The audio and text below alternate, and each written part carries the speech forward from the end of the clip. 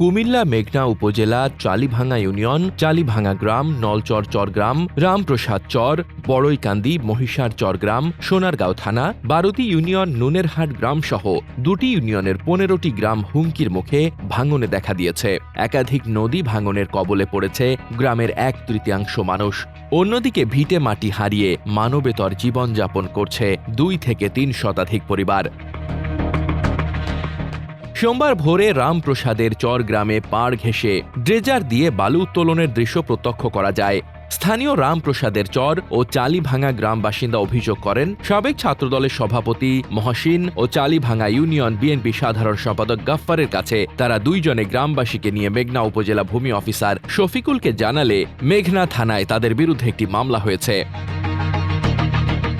ভূমি অফিসার শফিকুল ইতোমধ্যে তাদের বিরুদ্ধে মামলা করার কারণে মুঠোফোনে ভূমি অফিসার শফিকুল সাবেক ছাত্রদলের সভাপতি মহসিনকে চালিভাঙ্গা ইউনিয়ন বিএনপি সাধারণ সম্পাদক আব্দুল গফফারকে হত্যার হুমকি দিয়েছে তাদের ক্যাডার বাহিনী। তারপরও বন্ধ হচ্ছে না বালু উত্তোলন। যে প্রতিবাদ করবে তাকে মেরে ফেলার হুমকি দেওয়া হচ্ছে।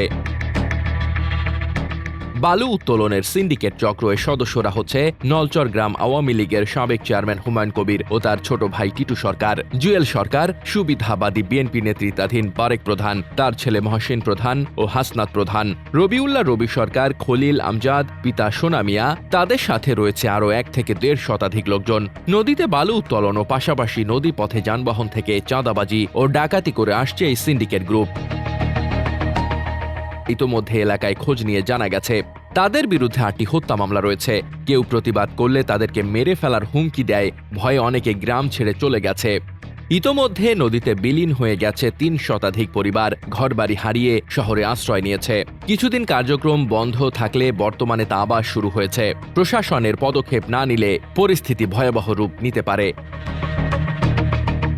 স্থানীয়দের একটা দাবি, অপরাধীদের কঠোর শাস্তি নিশ্চিত করে তাদেরকে দ্রুত গ্রেপ্তার দাবি করেন। না নিলে নদী ভাঙন এবং জনদুর্ভোগ রূপ ধারণ করবে। মেঘনা উপজেলা নির্বাহী কর্মকর্তার সাময়িক দায়িত্বে থাকা সহকারী কমিশনার উম্মে মুসলিমা বলেন, মেঘনা নদীতে বালু উত্তোলনের জন্য কোনো সরকারি অনুমোদন নেই। এই সিন্ডিকেট চক্রের কাছে জিম্মি এলাকাবাসী। তাদের বিরুদ্ধে কঠোর আইনের ব্যবস্থা নেওয়া জরুরি।